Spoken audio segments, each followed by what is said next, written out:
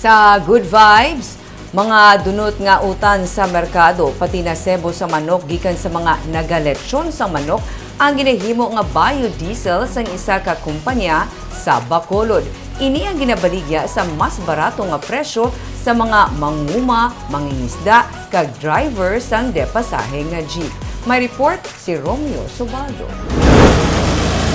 Ini ang mga dulot nga mga utan kag prutas nga nakolekta gikan sa Libertad kag Burgos Public Market sa Bacolod kaina sang aga. Mga 2 ka tonelada.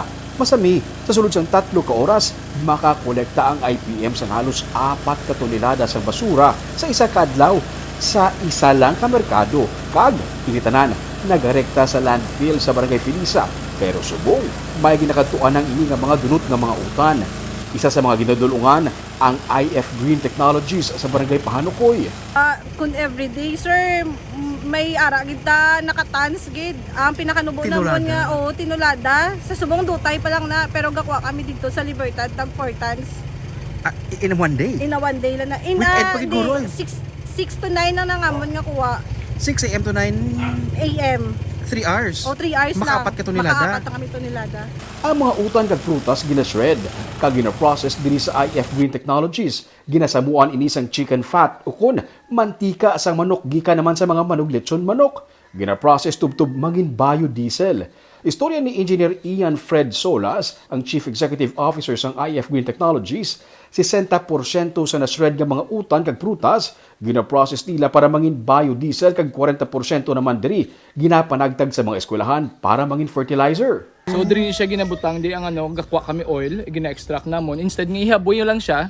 Kagakos pa sang pagbara sa drainage. Yes, amo na sa number 1 namon nga concern. Oo. Kay ang once nga oil nga mag-mix sa tubig, duga lard siya bla. Tama. Duga mantika, gaduga sebo siya. So ang tendency maklag sa biohazard pag gakapatay ato ni mga marine animals.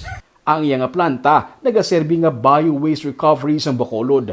Ang pensartaan ay hindi na mapuslan nga mga basura, gina-convert niya sa krudo. Ginamix ang vegetable oil, gikan sa mga utan kag ang chicken fat. Ginainit para mag-separate ang tubig sa oil. Gina-filter ang oil, ginamix sa methanol kag sodium hydrochloride, kag gina-brew. I-brew niya ni. Sa certain temperature, mga 65 degrees.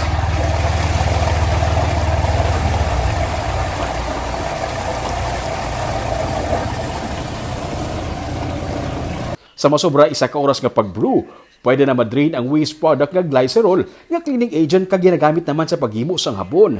I-bubble wash kag may biodiesel na. I-drain ta ni siya. Makuha na ma-drain ta na ang glycerol. At yun sina ng i-bubble wash ta through water. Cleansing sa. Then amo na ni siya din ang finished product ta. Amo ni tsura niya. Ali na. Ginabaligya sa mga fisher folks, mga farmer association kag PUJ drivers sa presyo nga 40 tubtub 45 pesos kada litro. Mas barato ang halos na 10 ka pesos sa regular diesel. For safer use, ginamix pa ini nila sa regular diesel. 3 ka litro sang regular diesel sa 1 ka litro sang biodiesel. Fisher folks, farmers lang ang priority ta nga mga PUJ taga-asin. ng mga traditional. Traditional PUJs. O kag ang mga modern ginamo na namin. Kay Euro 4 naman sila eh. Okay. So Euro 4 is may ara na mixing sang 10% nga biodiesel. So may kakuha na di almost every day? Yes, may ara tag may kakuha diri.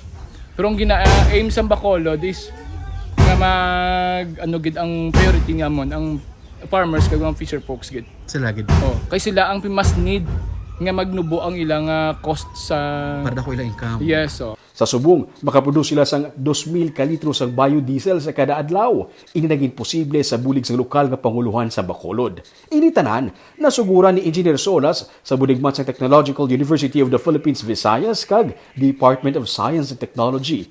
Bangod sa sining nga teknolohiya, nabuhinan ang basura sa landfill. Nakabaligya pa sa mas barato nga krudo sa mangingisda kag mangunguma. Plano sa lokal nga panguluan sa Bacolod nga kung maka-expand na ang IF Green Technologies, diri na makuha sang diesel ang syudad para mas makabarato kag makakinot sa kwarta. Nagalaom si Engineer Solas nga pinaagi sa research, mas madamo pagid sila sa madiskubrihan nga mga bagay nga wala ginasapak pero pinaagi sa pagtuon, matukiban nga mapuslanon pa sa pang-adlaw-adlaw.